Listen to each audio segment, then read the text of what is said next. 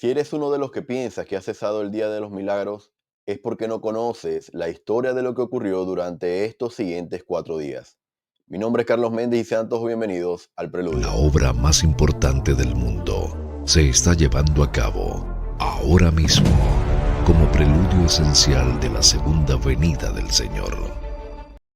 Sean todos bienvenidos mis amigos a un nuevo video de este canal El Preludio, como siempre les digo, cuyo único objetivo es acelerar nuestra preparación individual y como familia para los eventos que precederán a la segunda venida. Gracias a todos por el apoyo después de compartirles cada video y por los mensajes que me hacen llegar. El día de hoy, como la portada lo indica, durante 4 días ocurrieron milagro tras milagro. Vamos a hablar de lo que ocurrió. Y fíjense, primeramente, para adentrarnos en el tema, quiero brindar un poco de contexto porque me voy a referir específicamente a un mensaje del Elder Begnar y este mensaje fue compartido a través de un devocional en BYU. El mensaje se llama Mientras permanezca el mundo, de enero del 2021. Y para brindarle contexto a lo que ocurrió, el Elder Begnar comparte lo siguiente. Los invito a hacer lo mejor que puedan para recordar dónde se encontraban y lo que estaban haciendo entre el martes 10 de noviembre y el viernes 13 de noviembre de 2020. Episodios importantes de la historia de la iglesia ocurrieron en esos 4 días, cuando el fuego del convenio y el poder de la divinidad se manifestaron de maneras milagrosas en varios templos ubicados en Norteamérica. El 10 de noviembre de 2020, los funcionarios gubernamentales de una gran jurisdicción anunciaron que las organizaciones religiosas debían suspender todas las reuniones y encuentros públicos. La intención de estas restricciones era ayudar a reducir la propagación del COVID-19 y estarían en vigor por un mínimo de 3 semanas y probablemente más. El anuncio incluyó una advertencia de 3 días de que todas las operaciones deberían cesar para la medianoche del viernes 13 de noviembre. Debido a que los templos habían estado cerrados por un periodo de tiempo a principios de 2020, los participantes, líderes y obreros del templo se sintieron especialmente decepcionados de que la obra de las ordenanzas se detuviera de nuevo. Y dado que solo se estaba efectuando ordenanzas personales mediante reservación individual y con capacidad reducida como resultado del distanciamiento social y otros protocolos de seguridad, decenas de miembros habían estado esperando pacientemente su turno para entrar en el templo, a fin de hacer convenios sagrados mediante las ordenanzas del sacerdocio. Las nuevas restricciones harían que los miembros de la iglesia afrontaran otra dolorosa demora de duración incierta. Los líderes y obreros de un templo oraron fervientemente para pedir guía, deliberaron en consejo y buscaron inspiración del cielo. Las respuestas llegaron. Se tomó la decisión de mantener el templo abierto las 24 horas del miércoles, jueves y viernes para servir a la mayor cantidad de participantes posibles. Las puertas del templo permanecerían abiertas y las luces no se apagarían hasta la medianoche del viernes 13 de noviembre. Aquí quiero hacer un paréntesis, hermanos, porque estas líneas, ahora que lo leo nuevamente, porque ya había leído el mensaje, pero ahora que estoy haciendo este ejercicio de compartirlo con ustedes, estas líneas me hacen pensar en que puede ocurrir esto o esto podemos trasladarlo de una manera simbólica. Las puertas del templo iban a permanecer abiertas y las luces no se apagarían. Permanecer abiertas las puertas y que las luces no se iban a apagar, podemos compararlo a que el reino de Dios sobre la tierra, es decir, la iglesia de Jesucristo, de los santos de los últimos días, no iba a parar, no se iba a detener la obra del recogimiento de Israel en ambos lados del velo. Cuando dice las luces no se apagarían, podemos simbolizarlo aplicándolo ya en retrospectiva a lo que ocurrió en ese año durante la pandemia, aunque la luz del Evangelio de Jesucristo no se iba a apagar. En esta última dispensación, a pesar de todo lo que ha ocurrido, a pesar de los esfuerzos de Satanás, la luz no se iba a apagar y las puertas, hablando ya de los convenios que hacemos al entrar en las aguas bautismales, no se iban a cerrar. Así que claramente estos dos elementos, ahora que hago el ejercicio de compartir esto en video con ustedes, me hacen bastante ruido en mi mente y captan mi atención porque claramente, hermanos, podemos trasladarlo a un aspecto simbólico de nuestros días. Iban a permanecer las puertas abiertas y las luces no se apagarían. Ahora, estos dos elementos iban a permanecer ¿hasta cuándo, hermanos? Hasta la medianoche del viernes 13 de noviembre. La medianoche yo lo he compartido en algunas transmisiones, acá específicamente cuando hablamos de las 10 vírgenes, se menciona el elemento de la medianoche. ¿Qué ocurre en la medianoche? En la medianoche viene el esposo. En la parábola de las 10 vírgenes, y la vamos a profundizar durante todo el mes de septiembre en preparación para la próxima conferencia, en la parábola se menciona la medianoche. Y en la medianoche, cuando viene el esposo, es un simbolismo a la segunda venida. Así que, habiendo ya clarificado estos elementos, podemos determinar que las puertas del reino de Dios sobre la tierra, de la iglesia de Jesucristo, no van a cerrar, ni las luces de su evangelio, el evangelio de Jesucristo, no se van a apagar. Hermanos, todo esto en preparación para la medianoche, para la segunda venida. A pesar de los esfuerzos de Satanás, hermanos, esto no va a ocurrir.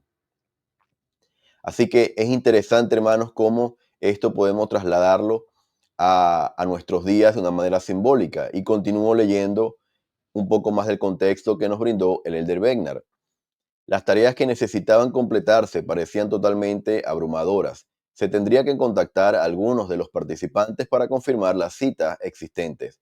Otros participantes con citas programadas después del viernes 13 tendrían que ser informados sobre el cierre del templo y se les ofrecería la oportunidad de reprogramar. La disponibilidad de los obreros del templo tendría que evaluarse a fin de que las horas de operación prolongadas pudieran cubrirse adecuadamente. Equipos para limpiar y desinfectar el interior del templo tendrían que ser organizados. Tantas cosas que hacer y tan poco tiempo para hacerlas. La obra comenzó. Se hicieron llamadas telefónicas, se enviaron correos electrónicos, se enviaron y se contestaron mensajes de texto, se pidieron voluntarios y respondieron por docenas. Las puertas del templo se abrieron temprano el miércoles por la mañana y las luces no se apagaron hasta la medianoche del viernes. Ahora quiero compartir con ustedes citas de 8 personas que participaron en estas experiencias extraordinarias. Disculpen las citas extensas, pero solo las descripciones de primera mano pueden hacer justicia a los eventos que ocurrieron. Hermanos, y antes de leer estas citas, estos 8 testimonios de lo que ocurrió durante esos días, quiero destacar, hermanos, la magnitud de lo que se iba o lo que se pretendía llevar a cabo. Primero, no se estaban haciendo obras vicarias por otras personas, simplemente de manera individual. Es decir, sellamiento de esposo, investiduras propias, todo esto, ordenanzas personales se estaban llevando a cabo. Sin embargo, todas las planificaciones que se habían hecho, las citas que se habían programado para recibir estas ordenanzas individuales, tenían que ser reprogramadas para estos escasos días, escasas horas. Por eso, por revelación del Señor, se determinó y se decidió que el templo permaneciese abierto las 24 horas del día. Ahora, en preparación para la segunda venida, hermanos, porque este es el propósito de este canal, hay algo que quiero rescatar y es la última frase cerrada entre signos de exclamación. Tantas cosas que hacer y tan poco tiempo para hacerlas. Hermanos, se nos ha encomendado una labor tremenda en preparación para la segunda venida y es el recogimiento, o mejor dicho, el último recogimiento de Israel.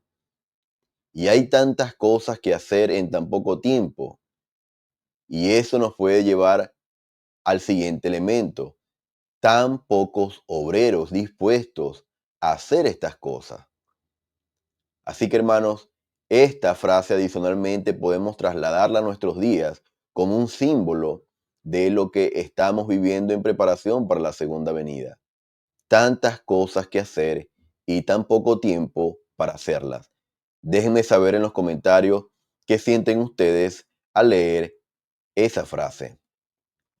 Ahora sí, vamos a adentrarnos entonces a los testimonios y específicamente a las citas que menciona el Elder Wegner. Él mencionó 8 testimonios, 8 citas.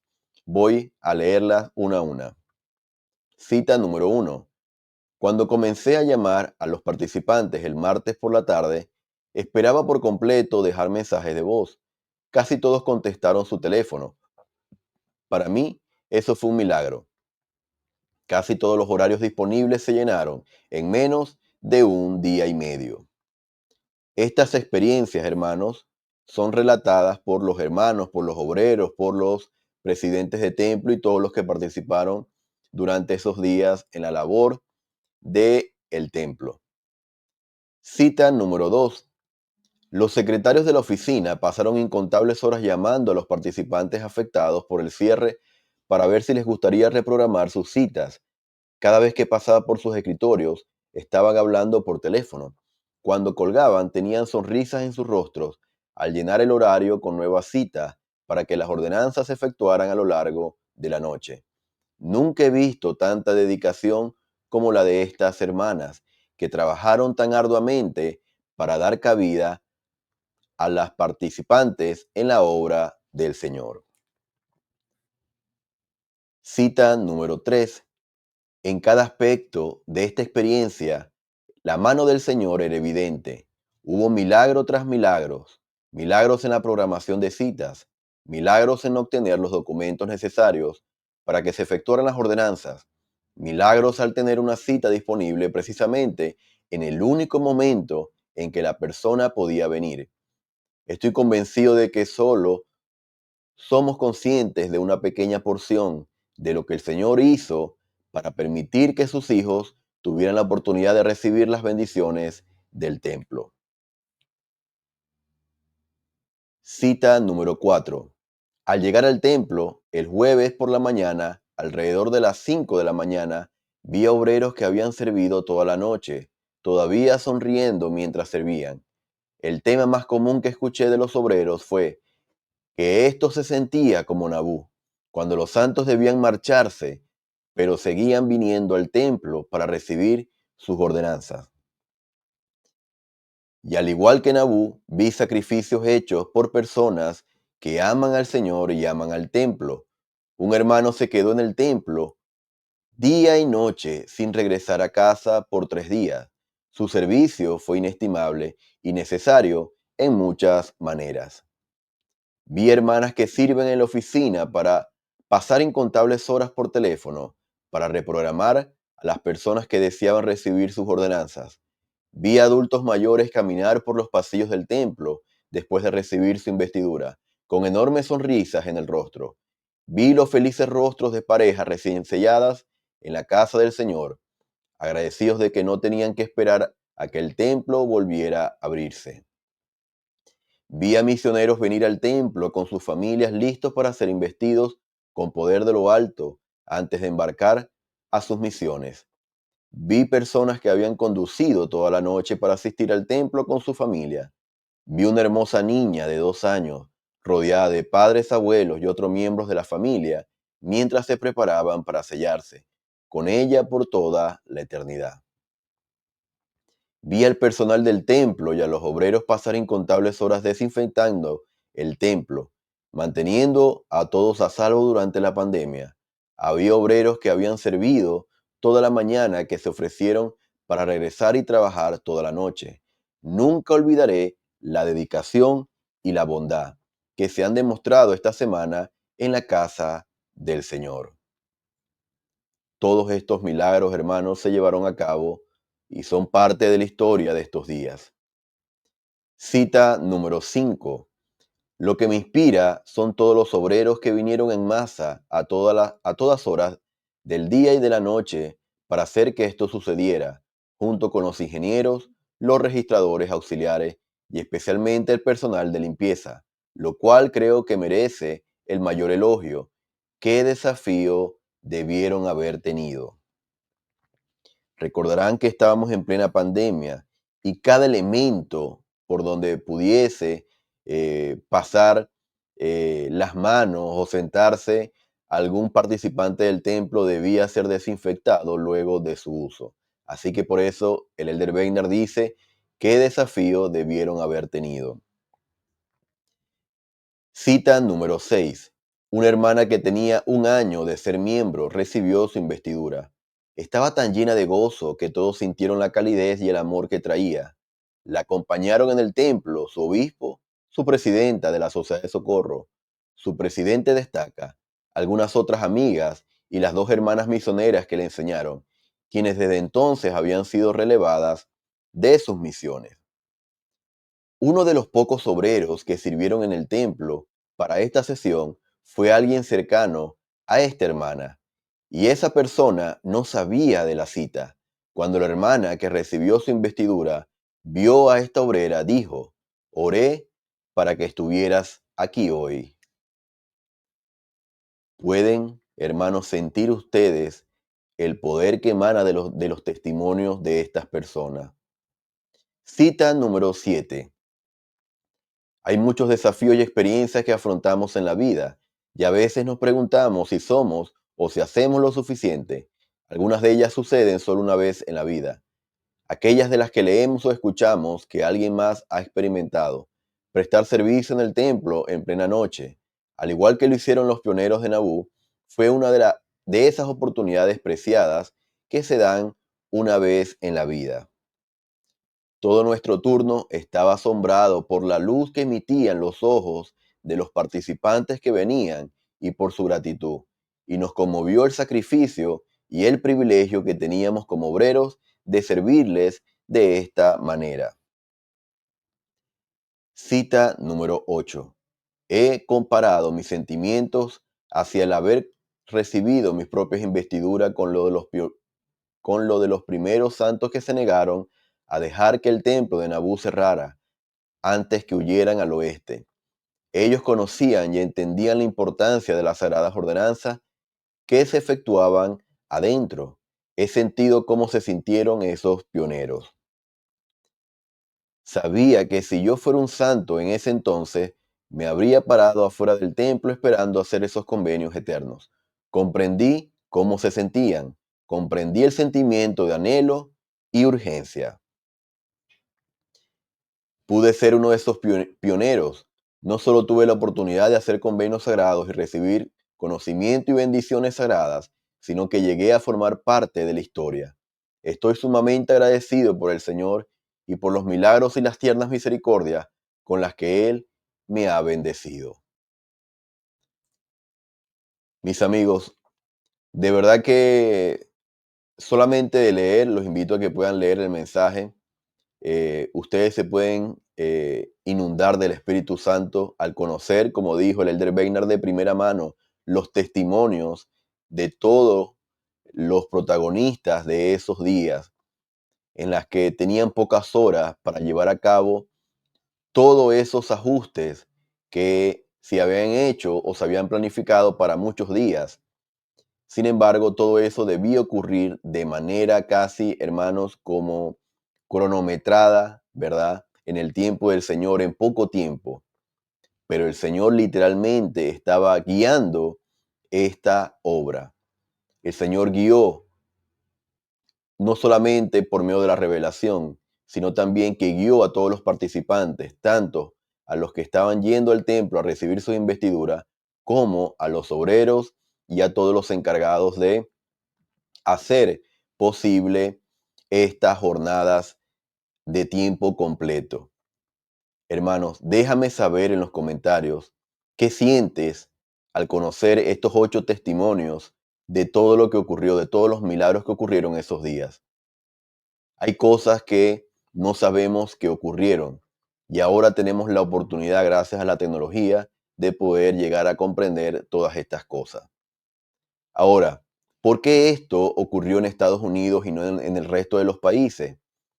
Porque recordarán que al menos para Latinoamérica, las restricciones con respecto a la pandemia eran más fuertes, más exigentes. Había casi que cuarentena por completo, total y absoluta. La única manera que pudiésemos salir, al menos en donde resido, acá en Chile, es teniendo un salvoconducto para poder entrar a un supermercado. Pero el resto de los establecimientos, sobre todo donde había participación pública, como ejemplo la iglesia o el templo, todo esto estaba cerrado. Así que las exigencias, al menos de este lado del continente, eran aún mayores, pero las condiciones gubernamentales de Estados Unidos les permitieron abrir por un tiempo y luego les exigieron 3 días para cerrar. Así que todo lo que estamos viendo hoy es lo que ocurrió durante ese tiempo de advertencia. El Elder Bednar termina este mensaje y lo que leí fue un fragmento de su mensaje y él termina diciendo lo siguiente: el día de los milagros no ha cesado. En ocasiones los miembros de la iglesia me preguntan por qué no tenemos milagros poderosos hoy en día como los que ocurrían en los primeros días de la restauración de la iglesia. Mi respuesta siempre es la misma: sí los tenemos. Los acontecimientos llenos de fe en Nabú en febrero de 1846 y en Norteamérica en noviembre de 2020 son asombrosamente similares. Tenemos la bendición de vivir y servir en una de las épocas más notables de la dispensación del cumplimiento de los tiempos. Con toda mi alma les testifico que ninguna mano impía y ninguna pandemia puede impedir que la santa obra del Señor progrese. Hermanos, hay dos palabras que captaron mi atención en esta cita que ustedes ven en pantalla. Dice, tenemos la bendición de vivir y servir. Hermanos, muchos de nosotros claramente estamos viviendo en esta época notable de la última dispensación. Pero esa segunda palabra, servir, no todos, en palabras de los profetas, estamos sirviendo como deberíamos. Y es la invitación que el presidente Nelson nos ha hecho. ¿Por qué? Porque se está acabando el tiempo. Porque se está acabando el tiempo. Y como lo leímos al principio, la obra es grande y el tiempo es poco. Así que, hermanos, del mensaje me quedo con el aprendizaje y con una impresión clara y firme de que sí tengo la bendición de vivir en esta época. Sin embargo, también debo hacer mi parte sirviendo en esta obra. Hermanos, déjenme saber en los comentarios cuáles son sus impresiones con respecto a todo lo que les he compartido el día de hoy. Gracias por haberme permitido hacer parte de este día compartiendo esto contigo, y te invito a que puedas compartir el video, reaccionar con un me gusta y dejar tus comentarios en la cajita de comentarios. Mis amigos, yo les testifico que la Iglesia de Jesucristo de los Santos de los Últimos Días está siendo dirigida literalmente por el Señor. Cada elemento de este reino lo dirige, lo guía el Señor. Lo que ocurrió durante esos 4 días es un testimonio claro y viviente de lo que va a seguir ocurriendo en preparación para su segunda venida. Milagro tras milagro seguirán ocurriendo en nuestras vidas en la medida en que nosotros nos acerquemos al Señor. Las puertas de su reino nunca más serán cerradas y la luz nunca más se apagará. Todo esto en preparación para la segunda venida. Testifico de que el Señor vive, es el Hijo de Dios. Gracias a Él podemos volver a la presencia de nuestro Padre Celestial, no solamente de manera individual, sino como familias eternas. Y este testimonio lo comparto contigo, sabiendo que Él regresará por segunda vez. En el nombre de Jesucristo. Amén.